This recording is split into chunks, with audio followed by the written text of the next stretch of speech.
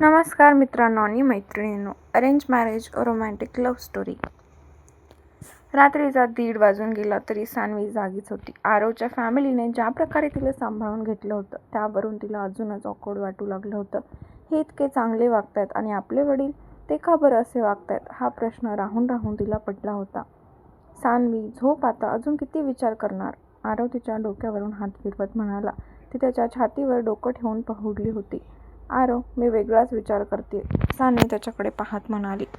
वेगळा म्हणजे कुठला विचार? नक्की तुझ्या मनात काय सुरू आहे सान्वी? हे बघ, उगाच मनावर ताण घेऊ नकोस.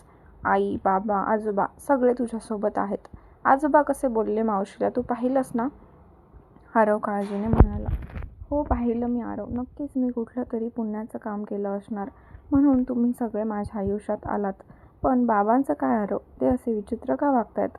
मला तर असं वाटतं काहीतरी आहे म्हणून बाबा माझा भूतकाळ लपवून ठेवतायत.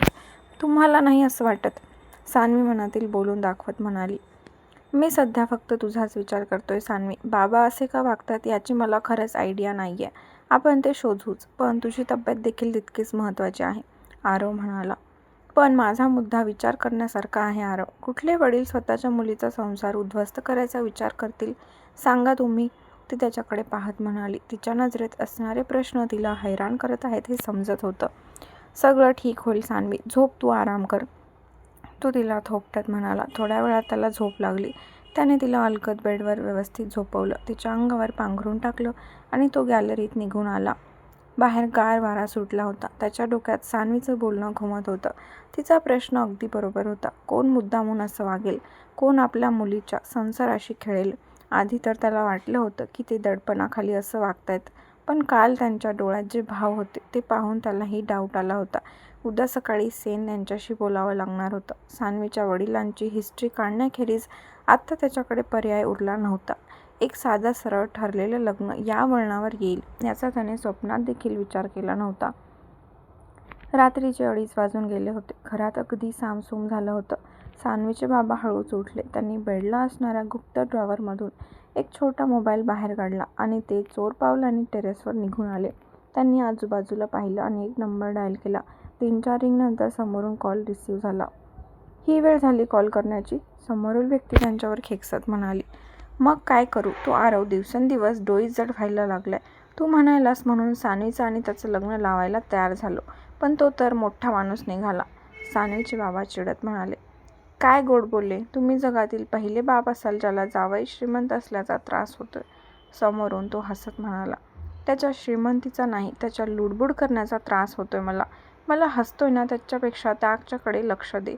हे बघ, माझ्या मुलीला काही होता कामा नये, बाकी तू तिकडे काही कर, मिस्टर गोडबोले म्हणाले. तुझ्या पोरीचा जीव त्याच्यात बसलाय गोडबोले. हे बघ, यावेळेस जर ती माझ्या आड आली तर मी तिला सोडणार नाही. गेल्या वेळेस तिने माझं खूप नुकसान केले, यावेळेस मी ते होऊ देणार नाही, तो निर्धाराने म्हणाला. ती आता भित्री झाली, ती यात पडणार नाही, गोडबोले म्हणाले. पडली तर मी सोडणार नाही, लक्षात ठेव. डीलच्या वेळेस काही करून तिला तुझ्याकडे घेऊन ये. कसं आणायचं तुझं तू ठरव. गेल्या वेळेस तुला माहीत नव्हतं, पण यावेळेस तिचा जीव तुझ्या हातात आहे. तिला पण एक्सपोर्ट करेल मी, तो चिडत म्हणाला.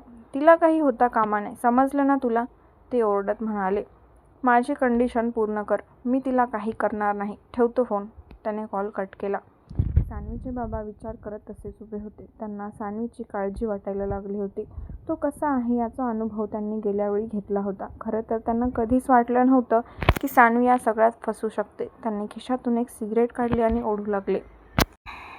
सान्वी जायच्या आधी कित्येक मुलींना एक्सपोर्ट करण्यासाठी मिस्टर गोडबोले यांनी विरेशला मदत केली होती. सान्वी गायब झाल्यावर त्यांनी विरेशला पहिले विचारलं होतं, पण त्याने सरळ उडावून लावलं होतं.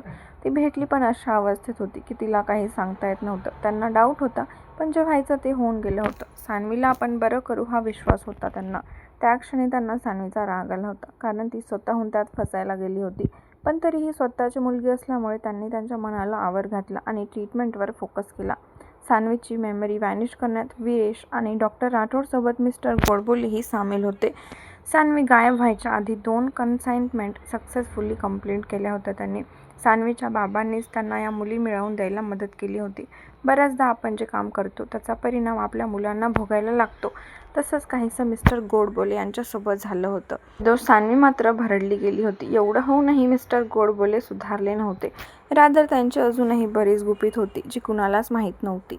हातातील सिगरेट संपली तसं मिस्टर गोडबोले रूममध्ये निघून आले आणि बेडवर आडवे झाले. पडल्या पडल्या त्यांना झोप लागली. सान्वी सकाळी उठून किचनमध्ये निघून आली. खाली आल्यावर तिच्या लक्षात आलं घरात मावशी नव्हत्या. तिला खूप वाईट वाटलं. ती किचनमध्ये आली तेव्हा लता नाश्ता बनवत होत्या. आई, सान्वीने हिम्मत करून हाक मारली. सान्वी, बरं झालं तू आलीस. जरा चटणी करून घे ना, बाबांना आज लवकर बाहेर जायचंय. लता म्हणाल्या. हो आई, घेते. सान्वी पटकन चटणीची तयारी घेऊ लागली. लता तिचं निरीक्षण करत होत्या. रडून रडून तिचे डोळे सुजले होते. चेहरा ओढल्यासारखा झाला होता. सान्वी, हां आई. स्वतःला इतका त्रास करून घेऊ नकोस. काही गोष्टीत तुझी चूक नाहीये, त्या तिला समजवत म्हणाल्या. पण बाबांची तर आहे ना, त्याने तुमच्याशी सगळं बोलायला हवे होतं. तुम्ही सगळ्यांनी मला समजून घेतलंत हे खूप मोठं आहे आई. पण या सगळ्यात मावशींना जावं लागलं याचं वाईट वाटतं मला, सान्वी मनापासून म्हणाली. काही वेळा काही लोकांचं आपल्या आयुष्यातून जाणं योग्य असतं सान्वी, त्याचा इतका विचार करायचा नाही, लता म्हणाल्या. पण त्या तुमच्या बहीण होत्या, सान्वी म्हणाली. मान्य की ती माझी बहीण आहे, पण जर तिचा नाईलाज असता, ती खूप मोठ्या संकटात असती तर ठीक होतं. आपण तिला जायला सांगितलं नसतं. पण ती इथे आली होती ते फक्त तिच्या मतलबासाठी. असं नव्हतं की तिच्या मुलाला नोकरी नव्हती. आरव कोण आहे हे समजल्यावर लोभापायी तिच्या मुलाने नोकरी सोडली आणि इथे आला. हेच जर त्याने आरवला कामाविषयी रीतसर सांगितलं असतं, नोकरीसाठी अप्लाय केला असता, तर नक्कीच आरवने चान्स दिला असता. त्यामुळे त्यांच्या जाण्याचं वाईट वाटून घेऊ नकोस. चल आवरून घेऊ, उगाच उशीर नको, आई म्हणाल्या. सान्वीला त्यांचं बोलणं पटत होतं, पण आपण निमित्त ठरलो याचं वाईट वाटलं. लता यांनी तिला भानावर आणलं तसं ती पटापट आवरू लागली. सान्वी सकाळी आवरून ऑफिसला पोहोचली. सगळ्यात आधी तिच्या डोक्यात काल पाहिलेला प्रकार आला तसं तिने पियूनला बोलावून घेतलं. साठे, शिप्रा मराठे म्हणून अकाउंटंट डिपार्टमेंटला मुलगी आहे, तिला सांगा मी बोलवले. मॅडम, शिप्रा मॅडम तर आज आल्याच नाही आहेत. मगाशी मंगेश सरांनी पण मला निरोप दिला होता, साठे म्हणाले. का आली नाहीये काय समजलं का? सान्वीच्या मनात शंकेची पाल चुकचुकली. मॅडम, त्यांनी जॉब सोडला. त्यांचा तसा मेल आला होता, साठे म्हणाले. काय? अचानक जॉब कसा काय सोडला पण? काही कळत नाही मॅम, पण मेल आला होता असं समजलं. बरं ठीक आहे, तुम्ही गेलात तरी चालेल, सान्वी म्हणाली. पिऊन गेला तसं सान्वी विचारात पडली. या शिप्राने असा अचानक जॉब कसा काय सोडला?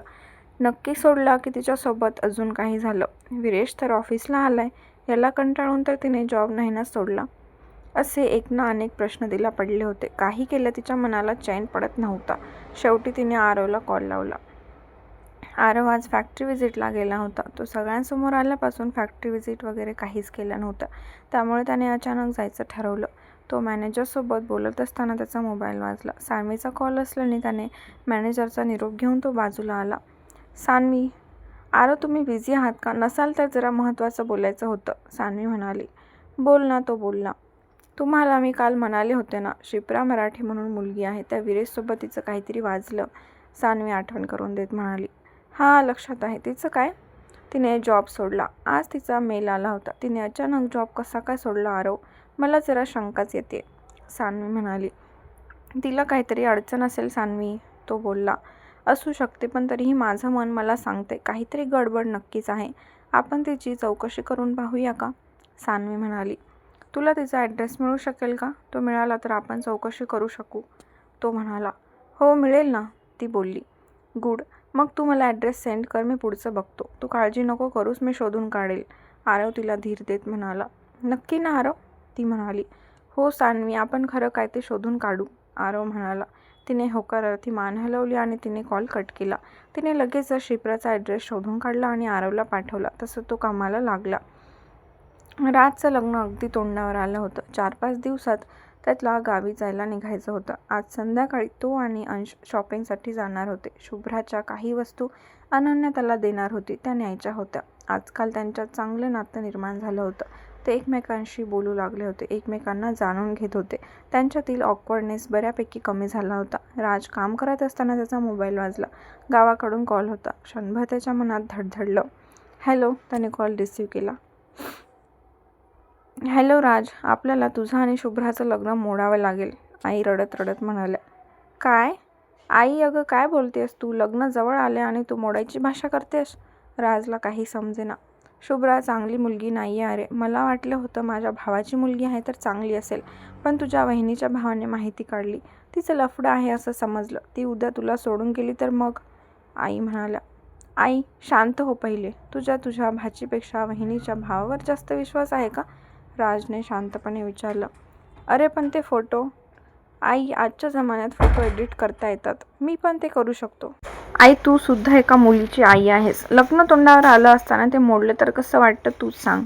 आई, मला माहीत नाही वहिनी असं का करते ते, पण तिला सांग आता हे सगळं थांबव. मला माहिती आहे तिची इच्छा नाही आहे माझं आणि शुभ्राचं लग्न व्हावं, पण मी असं होऊ देणार नाही, राज ठामपणे म्हणाला. अरे पण ती असं का करेल? तिचा भाऊ खोटं का सांगेल? याचं उत्तर तेच तुला देऊ शकतात ना आई. मला माहीत नाही वहिनीला माझ्या सुखात काय प्रॉब्लेम आहे, पण मी हे लग्न मोडणार नाही आहे, सांग तिला. मी तसं दादाला कॉल करतोय, ठेवतो फोन. राजने रागात कॉल कट केला. त्याने दादाला कॉल करायला घेतला. इतक्यात त्याला शुभ्राचे 2-3 कॉल येऊन गेले होते. आधी दादासोबत बोलून मग शुभ्रासोबत बोलायचं ठरवून त्याने दादाला कॉल लावला. 2-3 रिंगनंतर समोरून कॉल रिसीव्ह झाला. हॅलो, कोण बोलतंय? आता दादाने कोणाशी बोलायचं हे देखील तुम्ही ठरवायला लागलात की काय वहिनी? दादाकडे फोन द्या, राज स्पष्ट म्हणाला. ते घरी नाही आहेत, पण बरं झालं तुम्ही स्वतःहून कॉल केलात. आई बोललंच असतील तुमच्या होणाऱ्या बायकोचे पराक्रम, वहिनी छद्दीम हसत म्हणाली. तिचे पराक्रम राहू द्या, पण तुमच्या भावाला त्याचे पराक्रम आवरायला सांगा. शुभ्राला बदनाम करायचा जो काही अट्टहास तुम्ही लावलाय ना तो थांबवा. हे सगळं करून तुम्हाला काही मिळणार नाही वहिनी, राज कडक शब्दात म्हणाले. घ्या, इथे तर सगळं विपरीत आहे. ज्याचं करावं भलं तो म्हणतो माझंच खरं. तुम्हाला माझं भलं करायची काही गरज नाही आहे वहिनी. तुम्ही तुमचं पाहिलं तर बरं होईल. राहिला प्रश्न माझ्या आणि शुभ्राच्या लग्नाचा, तर ते असं तसं होणारच आहे, राज ठामपणे म्हणाला. तुमच्या आईवडिलांचा नकार असला तरी? हो तरी, कारण तो नकार तुमच्याकडून वदवून घेतलेला असणार आहे ना की त्यांचा स्वतःचा. मी तुमच्या हव्यासापायी माझं आयुष्य पणाला लावणार नाही. मला फक्त या सगळ्या मागचं कारण हवंय, राज म्हणाला. उगाच माझ्यावर आरोप करू नका भाऊजी.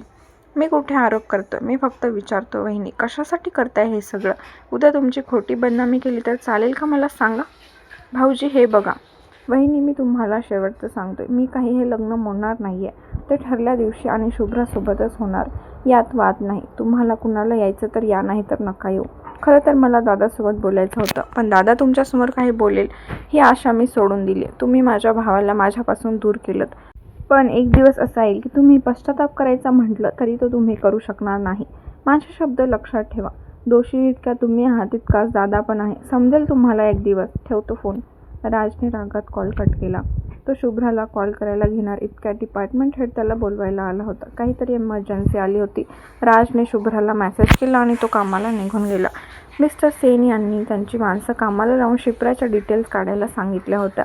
डिटेल्स घेऊन ते आरवला भेटायला त्याच्या केबिनला आले. Mister Sen, Joseph and Joseph कंपनीकडून आपल्याला मेल आलाय. मला 3-4 दिवसात जायला निघायचंय. सगळी तयारी करून ठेवा, आरव त्यांच्याकडे पाहत म्हणाला. यस सर, नक्कीच. सर, थोडं महत्त्वाचं बोलायचं होतं, मिस्टर सेन म्हणाले. बोला ना. सर, त्या शिप्रा मराठे सकाळपासून घरातून गायब आहेत, सेन म्हणाले. गायब आहेत म्हणजे? तो बोलला. म्हणजे त्या कामाला जायला बाहेर तर पडल्या, पण थोड्या वेळात त्यांच्या मोबाईल नंबरवरून घरच्यांना मेसेज आला की माझं एका मुलावर प्रेम आहे, त्यामुळे मी घर सोडून जात आहे. मी कधीही परत येणार नाही. माझा शोध घेऊ नका, सेन सांगू लागले. ओके मिस्टर सेन, मला हा काही योगायोग वाटत नाही आहे. मला वाटतं आपण तिचा शोध घेतला पाहिजे. तिचा बॉयफ्रेंड वगैरे कोण आहे? सकाळी तिला कुणी पाहिलं याबद्दल माहिती मिळते का बघा. कदाचित तिच्या जीवाला धोका असू शकतो, आरव म्हणाला. हो सर, मी आपली माणसं ऑलरेडी कामाला लावलेत. लवकरच आपल्या हातात काहीतरी येईल, सेन म्हणाले. मी आजच माझ्या मित्रासोबत बोलून घेतो, जो पोलीस खात्यात आहे. त्याच्याकडे येत्या काही दिवसात किती मुलींच्या मिसिंग कंप्लेंट आहेत वगैरे शोधावं लागेल. हो सर, पण मी शिप्रासारख्या मुली असल्या तर मग समजणार कसं? शिप्राच्या फॅमिली मेंबर पोलीस कंप्लेंट पण केली नाही आहे, सेन म्हणाले. आपल्याला प्रयत्न तर करायलाच हवे ना सेन. काही ना काही क्लू लवकर सापडेल. मला सांगा, सानवीच्या बाबांबद्दल काही समजलं का? आज रात्रीपर्यंत सगळी माहिती मिळून जाईल, ते म्हणाले. ओके, तुम्ही कामाला लागा, आरव म्हणाला. मिस्टर सेन यांनी त्याचा निरोप घेतला आणि ते बाहेर पडले. आता प्रश्न हा होता की अजून किती मुली यात अडकल्या आहेत. गेल्या वेळेस जे घडलं तसंच आता घडत असेल तर आत्ताही हे थांबवायला हवं. नुसतं थांबवायला नाही तर ते सगळे नराधम पकडले गेले पाहिजेत आणि आरव ते काम करणार होता.